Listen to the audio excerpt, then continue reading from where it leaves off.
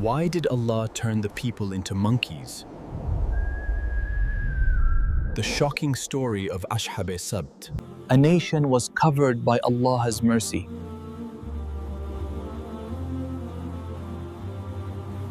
Indeed, Allah protected them from the grip of hunger and the paralyzing fear that surrounds it.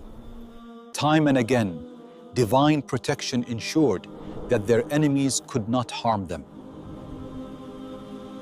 Even in the greatest difficulties, Allah's help was always present. This divine mercy guided them through their trials. They thought blessings would never end.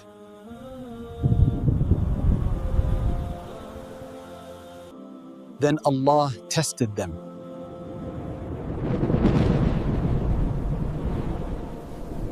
Understand that these trials are not physical punishments like war or destruction. They are tests of resilience and faith. The test looked small.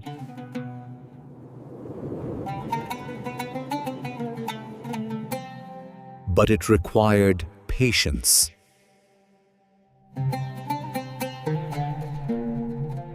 We won't break the command, we'll twist it.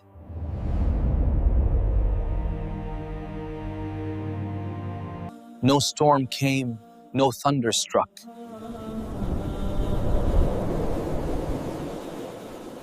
That night, Allah's decision descended.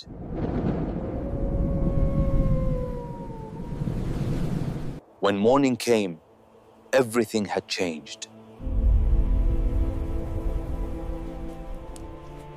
The period immediately following Prophet Musa's time was crucial for the children of Israel as they navigated new challenges.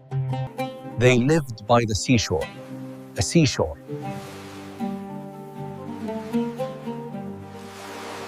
That land was full of blessings.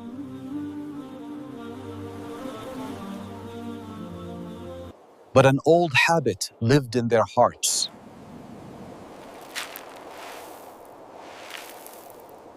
They said, "We will ask forgiveness later."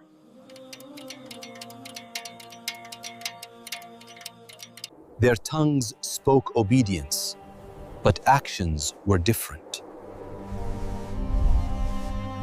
They claimed, "We are Allah's chosen people."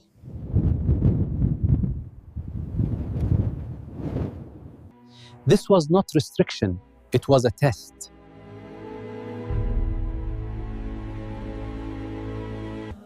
The most crucial aspect of this covenant was Allah's explicit command regarding the sanctity of the Sabbath day. Leave your trade for one day.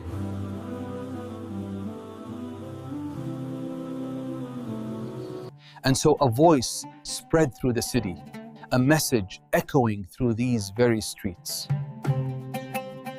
To achieve true inner peace, we must turn fully to worship, dedicating our hearts and minds to the divine. They said, "It's only one day."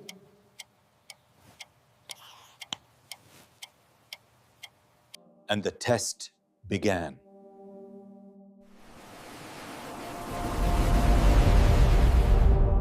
They mocked, "Let's see when the sea fills with fish." The forbidden day finally arrived.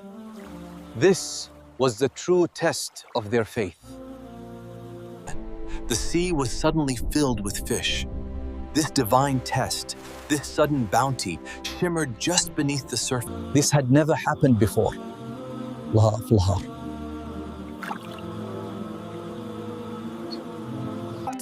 The fish, drawn by the shallow water, came right up to the shore, a sight both beautiful and tempting. As if the fish were calling them.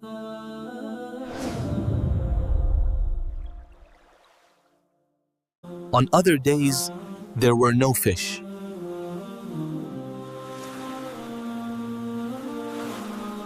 This was clearly Allah subhanahu wa ta'ala's test. Night fell over the city, and with the darkness, a certain tension begins to grow in the quiet streets. Tragically, arguments filled their homes. Conflict, fueled by Shaitan's temptations, shattered the peace that our faith demands we maintain. And then came the whisper of Shaitan, a subtle deception planting the seed of doubt, marking the beginning of a dangerous turning point. A smile appeared that led toward destruction.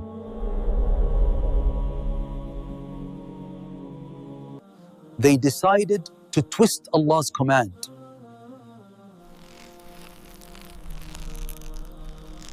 A clever idea came to their minds.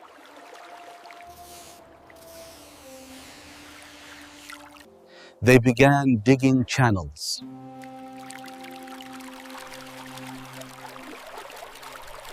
Look closely at the fish. They swim willingly into the trap, mistaking the bait for freedom. This is the very nature of temptation in this life. They said, "We did nothing wrong."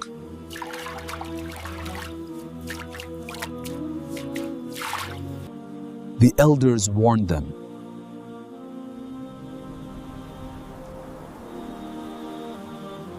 Be aware that Allah sees everything, every action, every intention. Nothing is hidden from Him. They proudly said, "We are intelligent."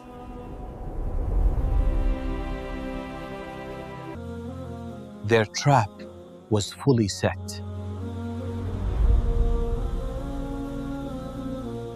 They carried fish openly through the town.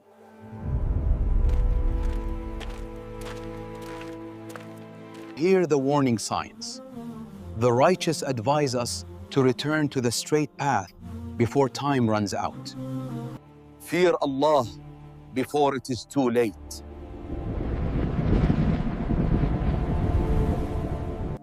They mocked the warnings.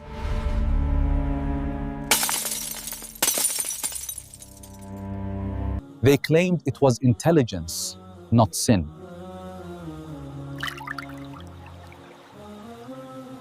Some remained silent, only watching.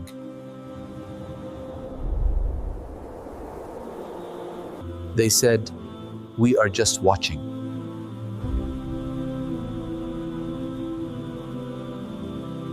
The righteous decided to separate.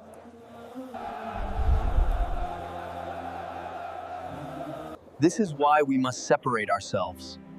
The righteous made a conscious decision to distance themselves from the encroaching darkness. They feared Allah's punishment might reach everyone.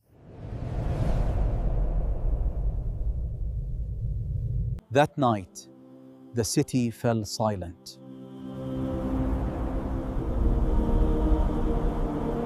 They slept peacefully, unaware. Their faces began to change.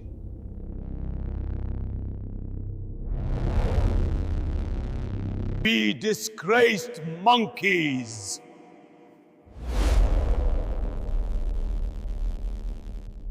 And so their hands become as claws, a physical manifestation of their spiritual corruption and a just punishment. Screams echoed in the darkness.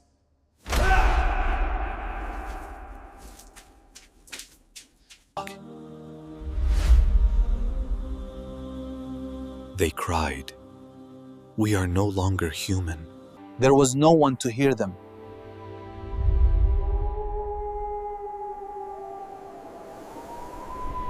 When morning came, the city awoke to a terrifying silence. The punishment had arrived. The city woke in silence.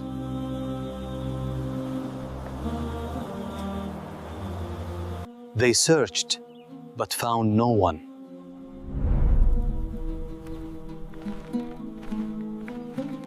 They climbed the wall to see.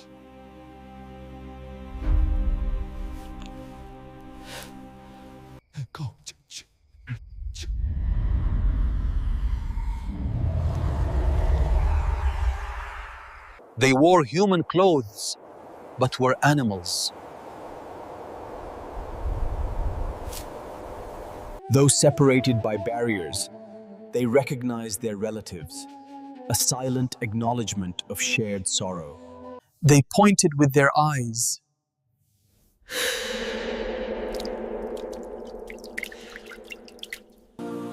Did we not warn you?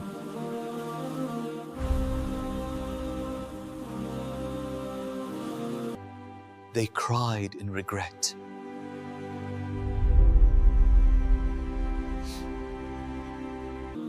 They could no longer speak.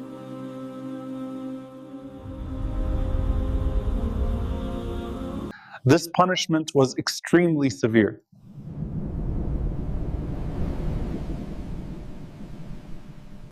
They lived only for 3 days.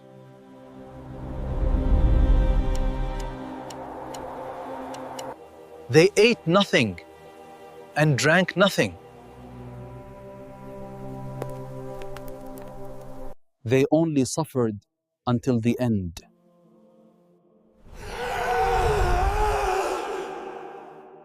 There was no escape.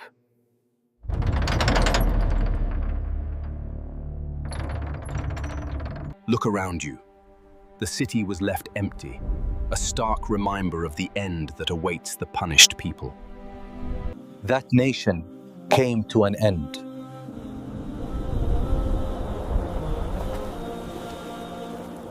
This became a lesson for all.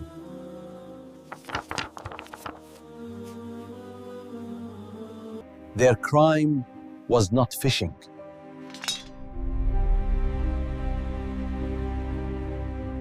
Beware of those who seek to manipulate Allah's divine law for their worldly desires. We often look to the past as mere history, but these stories are mirrors, reflecting the moral choices we face in our modern lives. Today, we rename our sins. Be warned, calling interest profit does not change its nature. It remains riba, and it is strictly forbidden in the sight of Allah. Bribery is strictly forbidden in Islam. Calling it a mere gift does not change its unlawful nature. We live in a time where lies are simply called marketing. Always remember that Allah looks at intentions above all else. Your inner truth is what matters most. Are we doing the same? Are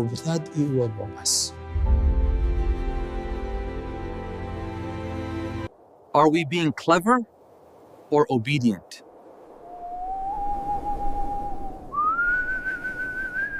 Learn before it is too late.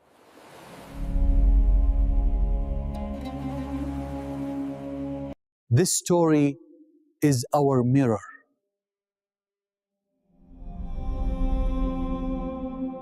Allah does not judge words, He judges intentions. Are we being clever or obedient?